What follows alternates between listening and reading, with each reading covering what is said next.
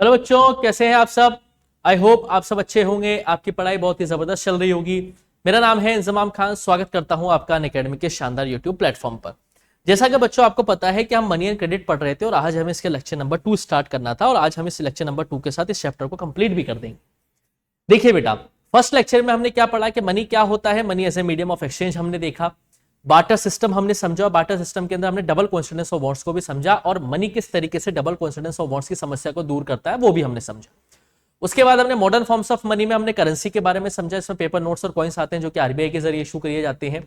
और फिर हमने डिमांड डिपॉजिट के बारे में पढ़ा बेटा कि डिमांड डिपॉजिट क्या होती है और बैंक जो है चेक की फैसिलिटी हर एक इंडिविजुअल को देता है, वो हमने देखा। और फिर लोन एक्टिविटीज बैंक की होती है कि बैंक किस तरीके से पैसे को लैंड करता है और बोरोवर डिपॉजिटर से लेके बोरोवर को दे देता है और उसी हाई ऑफ इंटरेस्ट रेट से वो अपना पैसा बनाता है। आज हम पढ़ेंगे बेटा टू डिफरेंट क्रेडिट सिचुएशंस कि क्रेडिट किस तरीके से दो लोगों के लिए एक अलग अलग सिचुएशन लेके आता है। चलिए बेटा समझते हैं टू डिफरेंट क्रेडिट सिचुएशंस। ठीक है, टू डिफरेंट क्रेडिट सिचुएशंस। क्या बात है, मतलब देखिए बेटा कि क्रेडिट दो लोगों के लिए दो अलग अलग सिचुएशन लेके आता है। यानी कि क्रेडिट कभी कभार क्या करता है, पॉजिटिव रोल प्ले करता है और कभी कभार नेगेटिव रोल प्ले करता है। एक मैं एग्जांपल लूंगा बेटा आपके लिए सलीम का, जो कि एक शू मैन्युफैक्चरर है। कौन है बेटा? शू मैन्युफैक्चरर है। और एक मैं आपके लिए एग्जांपल लूंगा बेटा स्वप्ना का। एनसीईआरटी में दे रखा है, देख लीजिएगा। स्वप्ना जो क्या है बेटा, फार्मर है, एक तरीके स्मॉल फार्मर है। ठीक है, फार्मर भी है जो कौन से फार्मर है, स्मॉल फार्मर। ठीक है, दोनों की सिचुएशन में समझाता हूं आपको। देखिए बेटा, देखिए कहानी थोड़ी ऊपर नीचे हो जाए एनसीईआरटी से तो लोड मत लेना बेटा। कहानी आप अपनी हाइपोथेटिकल भी बना सकते हैं। अपन बात करें कैसे क्रेडिट सिचुएशन बनती है। सलीम के केस में क्या हुआ बेटा कि फेस्टिवल सीजन चल रहा है और सलीम को एक बड़े व्यापारी से 3000 पेयर ऑफ शूज का ऑर्डर मिलता है जो उसे एक महीने में कंप्लीट करके देना है। कितने महीने में? एक महीने में कंप्लीट करके देना है 3000 पेयर ऑफ शूज। ठीक है बेटा, अब सलीम को 3000 पेयर ऑफ शूज कंप्लीट करने के लिए जाहिर सी बात है वर्कर्स की रिक्वायरमेंट भी पड़ेगी और रॉ मटेरियल्स की रिक्वायरमेंट भी पड़ेगी। देखिए कहानी ऊपर नीचे हो जाए तो लोड मत लेना, मतलब समझ में आना चाहिए। तो सलीम को एक महीने में कंप्लीट करके देना है। ठीक है, अब सलीम को रॉ मटेरियल भी लेके आना है और साथ के साथ वर्कर्स भी हायर करने हैं। तो सलीम ने लोन लिया और लोन लेके उसने वर्कर्स को भी हायर कर लिया और साथ के साथ उसने रॉ मटेरियल्स भी परचेस कर लिए। ठीक है, और उसने तय समय पे अपना काम पूरा किया, 3000 पेयर ऑफ शूज तैयार भी कर लिए और एक बड़े व्यापारी को दे दिए। बड़े व्यापारी से उसे एक अच्छा मुनाफा हुआ और उस मुनाफे से उसने अपना जो लोन बकाया था वो लोन चुका दिया और उसके पास एक मोटा पैसा अर्निंग का सरप्लस अमाउंट में बच जाता है। तो यहां हम क्या समझे कि सलीम के लिए जो है क्रेडिट जो है वो एक पॉजिटिव रोल लेके आया। क्या लेके आया बेटा? पॉजिटिव रोल प्ले किया सलीम के लिए क्रेडिट ने। ठीक है, लेकिन अब हम एग्जांपल समझते हैं स्वप्ना का। स्वप्ना के केस में क्या होता है बेटा, स्वप्ना जो है कि स्मॉल फार्मर है, छोटी फार्मर है। इसके बाद 3 एकड़ की जमीन है और ये ग्राउंड नट की खेती करना चाहती है, मूंगफली की खेती करना चाहती है। खेती करने के लिए इसने बड़े मनी लेंडर से एक पैसा लिया कल्टीवेशन करने के लिए। लेकिन इसकी किस्मत जो थी वो अच्छी नहीं थी क्योंकि एग्रीकल्चर में डील कर रही थी। फसल अच्छी ग्रो होती, फसल को ग्रो करती और उसको बेच के जो पैसा बनता है तो कुछ अमाउंट अपने पास रखती और बाकी का अमाउंट एज ए लोन चुका देती। लेकिन क्या हुआ, इसकी क्रॉप पे कीड़े लग गए। क्या लग गए बेटा? क्रॉप पे कीड़े लग गए। अब इसको लोन तो चुकाना, साथ ही साथ इंटरेस्ट भी देना है और फसल तो खराब हो गई, फसल पे तो कीड़े लग गए, तो पैसा कहां से चुकाएगी? तो इसने फिर एक नए मनी लेंडर से एक और कर्जा लिया ताकि एक नई फसल उगा पाए, ताकि ये नया कर्जा भी चुका दे और पुराना कर्जा भी चुका दे। लेकिन हुआ क्या बेटा कि जो नई फसल हुई वो हुई तो अच्छी, लेकिन नॉर्मल प्रोडक्शन ही हुआ। ऐसा कुछ नहीं कि बंपर प्रोडक्शन हुआ, नॉर्मल प्रोडक्शन हुआ। और वो नॉर्मल प्रोडक्शन इतना नॉर्मल था कि वो अपना कर्जा नहीं चुका सकती थी उन पैसों से। तो वो किसमें फंस गई बेटा? डेप्ट ट्रैप में फंस गई। किसमें फंस गई बेटा?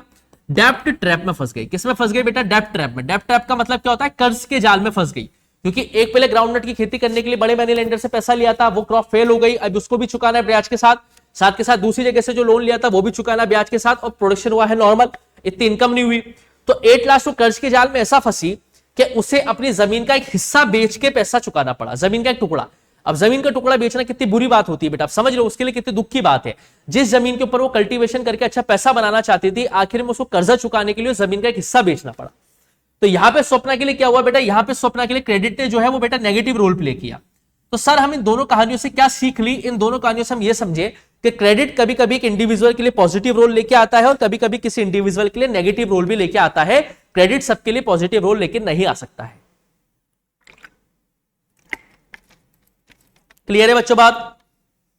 ठीक है, ये बात समझ में आ गई बेटा चलिए अब आगे बढ़ते हैं नेक्स्ट टॉपिक की तरफ, टर्म्स ऑफ क्रेडिट, कि क्रेडिट की शर्तें क्या होती है। अगर आप लोन लेने जाते हैं बेटा तो लोन लेने की कुछ शर्तें होती है। टर्म्स ऑफ क्रेडिट, क्रेडिट की शर्तें क्या होती है भाई। लोन ऐसे तो है नहीं कि भाई मैं बैंक में जाऊंगा कि बैंक वालों मुझे 10 लाख रुपए लोन दे दो, कह देंगे हाँ ये इंतजाम सर हम तो आपका ही वेट कर रहे थे, ये लो 10 लाख रुपए ले जाओ।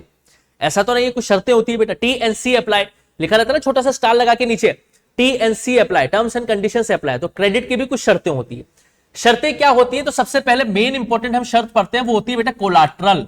कोलाट्रल क्या होती है बेटा, कोलाट्रल एक वो असेट होता है बेटा जिसका मालिक होता है बोरोवर, यानी कि इसका मैं लोन लेने जा रहा हूं तो मेरे पास जो असेट है वो मेरा, मैं उसका मालिक हूं, और उस असेट को मैं एज ए गारंटी या एज ए कोलाट्रल लेंडर को दे रहा हूं, ताकि अगर मैं पैसा देने में डिफॉल्ट हुआ तो बैंक उस कोलाट्रल को बेच के अपना पैसा रिकवर कर सके। अच्छा, बैंक उसे वापस कब देगा मुझे, बैंक उसे मुझे वापस उसे तब देगा जब मैं सारा लोन का बकाया पैसा जो है पूरा चुका दूंगा, तो बैंक मुझे क्या करेगा, वो कोलाट्रल वापस दे देगा। बात समझ में आई है? तो इसे बोलते हैं गारंटी, कि अब ये लैंड भी हो सकती है, लैंड भी आप गारंटी में रख सकते हो, ठीक है। डिपॉजिट विद बैंक्स भी आप गारंटी में रख सकते हो, लाइव स्टॉक भी रख सकते हो, अपनी गाड़ी के कागज भी रख सकते हो, दुकान के कागज भी रख सकते हो। ये सब कोलाट्रल के पार्ट होते हैं बेटा, क्योंकि बिना कोलाट्रल के बैंक आपको लोन नहीं देता, क्योंकि कल से अगर एक इंडिविजुअल डिफॉल्टर हो गया तो बैंक अपना पैसा कहां से निकालेगा, तो उस कोलाट्रल को बेच के निकालेगा। तो पहली बात होती है कि अगर आप बैंक के पास लोन लेने जा रहे हो तो आप कोलाट्रल में क्या जमा कराओगे, पहली शर्त तो ये होती है। दूसरी शर्त क्या होती है बेटा, लोन का अमाउंट, कि आपको कितना लोन चाहिए, लोन आपको कितना चाहिए, ये दूसरी शर्त है।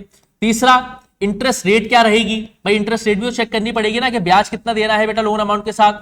साथ के साथ लोन का रीपेमेंट, कि लोन का रीपेमेंट कैसे होगा, कैश करोगे, ऑनलाइन करोगे या चेक से करोगे, ये भी देखना पड़ेगा बेटा, लोन का रीपेमेंट कैसे होगा। और ड्यूरेशन ऑफ लोन, कि लोन कितने सालों के लिए चाहिए, 3 साल, 5 साल, 6 साल, 10 साल, 15 साल, 20 साल, ये सारी की सारी क्या है बेटा, टर्म्स ऑफ क्रेडिट है, क्रेडिट की शर्तें हैं। और सबसे इंपॉर्टेंट इसमें से कौन सी है बेटा, कोलाट्रल।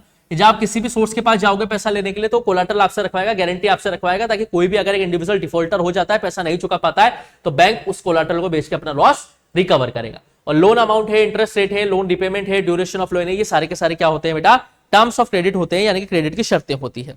बताओ बेटा समझ में आई या नहीं आई, हाँ या ना, चीजें क्लियर है बेटा सभी को?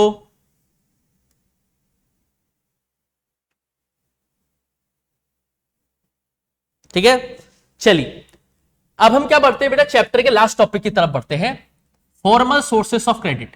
देखिए, या फिर मैं आपको डायरेक्ट समझाऊं तो क्रेडिट के दो सोर्स होते हैं, ठीक है। देखिए, sources of credit, simple simple language में समझा दूंगा बेटा मैं आपको। सोर्स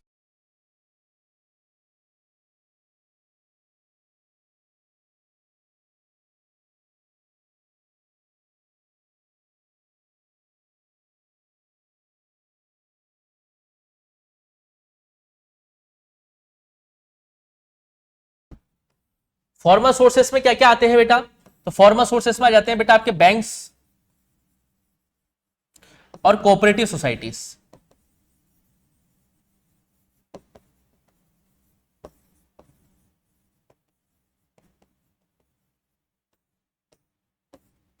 इनफॉर्मल सेक्टर में क्या क्या आते हैं सर हमारे, तो इनफॉर्मल सेक्टर में आते हैं बेटा आपके मनी लेंडर,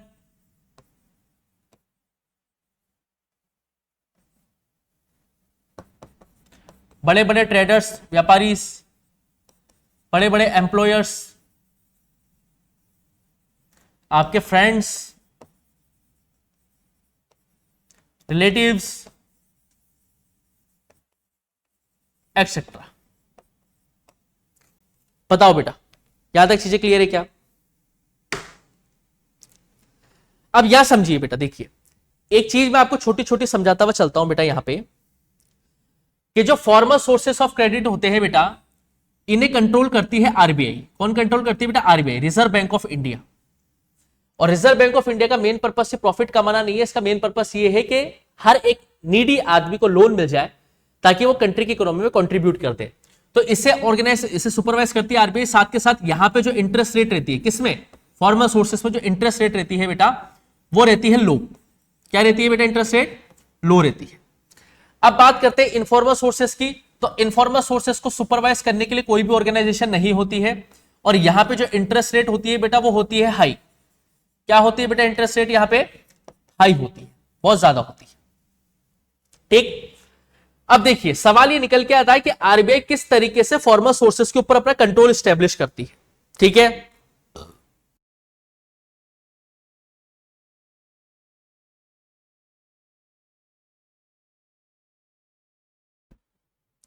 सवाल ये निकल के आता है कि आरबीआई किस तरीके से फॉर्मल सोर्सेस ऑफ क्रेडिट के ऊपर कंट्रोल स्टैब्लिश करती है। तो 4 रीजन है बेटा जिस तरीके से कंट्रोल स्टैब्लिश करती है। पहला क्या है, आरबीआई जो है फॉर्मल सोर्सेस ऑफ क्रेडिट को सुपरवाइज करने का काम करती है। पहली बात याद रह जाएगी, ठीक है, हां सर याद रह जाएगी। दूसरा,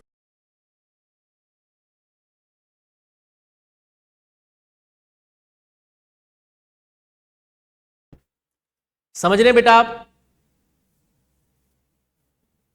हाँ बेटा, दूसरा क्या है बेटा, आरबीआई ये भी चेक करती है बेटा कि हर एक बैंक जो है मिनिमम कैश बैलेंस मेंटेन कर रहा है या नहीं कर रहा है, ये दूसरा चेक करती है बेटा आरबीआई।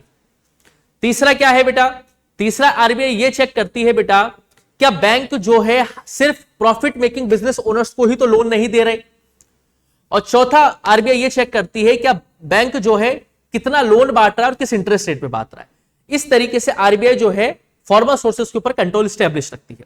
पहला सुपरवाइज करती है, दूसरा चेक करती है मिनिमम कैश बैलेंस मेंटेन कर रहे हैं नहीं कर रहे हैं, तीसरा ये देखते हैं कि सिर्फ प्रॉफिट मेकिंग बिजनेस ओनर्स को तो पैसा नहीं दिया जा रहा, और चौथा ये भी कहते हैं कि हर बैंक से इंफॉर्मेशन मंगवाते हैं कि वो कितना लोन दे रहे हैं और किस इंटरेस्ट रेट पे दे रहे हैं। ठीक है, लेकिन इनफॉर्मल सोर्सेस में ऐसा कोई भी सुपरविजन ऑर्गेनाइजेशन नहीं होता है। अब हम आगे चलते हैं बेटा, अगर हम कंपेयर करें बेटा पुअर पीपल्स को, तो ये लोग ज्यादा डिपेंडेंट रहते हैं बेटा किसके ऊपर, इनफॉर्मल सोर्सेस के ऊपर। किसके ऊपर डिपेंडेंट रहते हैं बेटा, इनफॉर्मल सोर्सेस के ऊपर। सवाल ये निकल के आता है कि सर वाई, ये इनफॉर्मल सोर्सेस के ऊपर डिपेंडेंट क्यों है, क्योंकि वहां तो इंटरेस्ट रेट भी ज्यादा है, फिर भी क्यों डिपेंडेंट रहते हैं। देखिए पहली बात, इनफॉर्मल सोर्सेस के अंदर कोलाटरल की रिक्वायरमेंट नहीं होती है, यहां पे कोलाटरल नहीं मांगी जाती। क्यों नहीं मांगी जाती, क्योंकि इनफॉर्मल सोर्सेज जो होते हैं बेटा वहां पे जनरली जो लेंडर होता है वो बोरोवर को पर्सनली जानता है, इसलिए वो जानता है कि कैसे पैसा निकलवाना है बोरोवर से, इसलिए यहां पे कोलाटरल नहीं मांगी जाती। दूसरी, इनफॉर्मल सोर्सेस के अंदर बेटा डॉक्यूमेंट्स भी नहीं मांगे जाते, यहां पे सिर्फ भरोसे में पैसा दे दिया जाता है, क्योंकि देने वाला लेने वाले को जानता है, डॉक्यूमेंट्स भी नहीं मांगे जाते।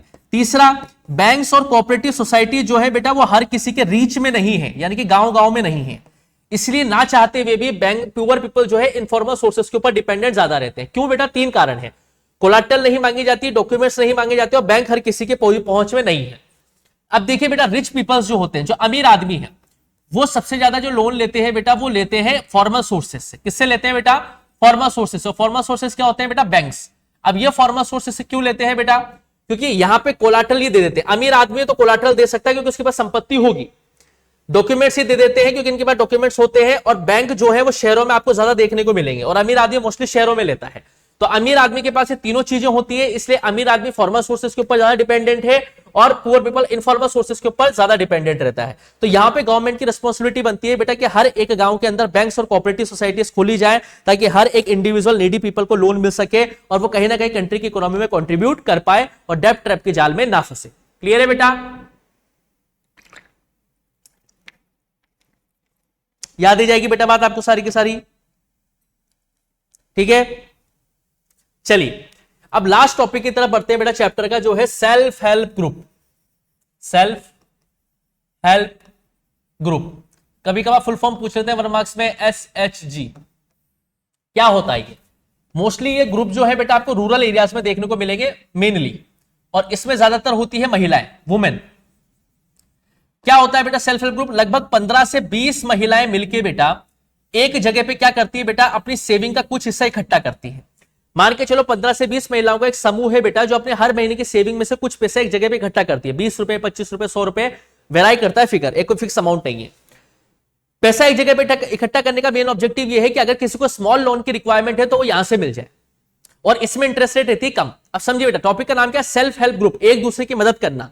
तो ये 15 से 20 महिलाएं मिलकर क्या करती है बेटा, हर महीने इनके पास जो भी सेविंग होती है उसका कुछ एक हिस्सा एक जगह पे इकट्ठा करती है, ताकि अगर इनमें से किसी एक को नीड हो लोन की तो वो यहां से लोन ले ले, वो भी कम इंटरेस्ट रेट पे। अब इंटरेस्ट रेट क्या रहेगी, लोन कितने टाइम के लिए दिया जाएगा, लोन का पेमेंट कैसे होगा, कब होगा, ये सारे जो फैसले वो कोई एक इंडिविजुअल नहीं लेता है, वो फैसले कौन लेते हैं बेटा, ग्रुप के सभी मेंबर्स मिलकर लेते हैं। मेन ऑब्जेक्टिव है ताकि आपस में एक दूसरे की मदद कर दे, स्मॉल लोन प्रोवाइड करवा दिया जाए। और अगर ये सेल्फ हेल्प ग्रुप जो है 2-3 साल तक रेगुलर बेसिस पे सेविंग कर लेता है बेटा, तो ये एलिजिबल हो जाता है बैंक से लोन लेने के लिए। और अगर बैंक इनको लोन दे देती है बेटा, तो इससे क्या होती है, महिलाएं इंडिपेंडेंट बन जाती है, महिलाएं आत्मनिर्भर बन जाती है, जिससे कि महिलाओं के ऊपर डोमेस्टिक वायलेंस भी कम होता है और महिलाओं को थोड़ा कम आंका जो जाता है सोसाइटी में, पैट्रियार्कल सोसाइटी में, वो भी चीजें हमें कम देखने को मिलती है जब महिलाएं इंडिपेंडेंट हो जाती है, इंटरडिपेंडेंट, ठीक है, इंडिपेंडेंट हो जाती है, आत्मनिर्भर हो जाती है। तो सेल्फ हेल्प ग्रुप के अंदर क्या होता है बेटा, मोस्टली रूरल एरियाज में देखने को मिलेगी, वुमेन्स होती है बेटा, 15 से 20 मेंबर्स मिलकर क्या करते हैं, एक ही जगह पे पैसे इकट्ठा करते हैं ताकि एक दूसरे को स्मॉल लोन्स प्रोवाइड करवा सके बेटा। लोन की इंटरेस्ट रेट क्या रहेगी, पेमेंट कैसे होगा, ये सारे के सारे डिसीजन जो है ग्रुप के मेंबर्स के जरिए लिए जाते हैं। और अगर 2-3 साल तक रेगुलर बेसिस पे सेविंग कर ले बेटा, तो बैंक से ये एलिजिबल हो जाते हैं लोन लेने के लिए। ये होता है बेटा आपका सेल्फ हेल्प ग्रुप। और इसी के साथ जो हमारा चैप्टर है बेटा मनी एंड क्रेडिट क्या होता है बेटा, कंप्लीट होता है बेटा। नेक्स्ट जो मैं लेक्चर लेके आऊंगा चैप्टर का बेटा, उसमें हम कुछ इंपॉर्टेंट क्वेश्चंस और साथ के साथ इसके सॉल्यूशंस डिस्कस करेंगे बेटा। आज मुझे टाइम नहीं बनाता बेटा उस सवालों को निकालने का, इसलिए मैं आज ये नहीं लेके आ पाया। नेक्स्ट जो मैं वीडियो लेके आऊंगा बेटा, उसमें अपन कुछ इंपॉर्टेंट क्वेश्चंस और एनसीईआरटी सॉल्यूशंस डिस्कस करेंगे और ये अपना चैप्टर कंप्लीट होता है। और उसके बाद जो हम चैप्टर स्टार्ट करेंगे वो करेंगे globalisation in the Indian economy. तब तक के लिए आप लोग पढ़ते रहिए, मस्त रहिए। Thank you, bye bye.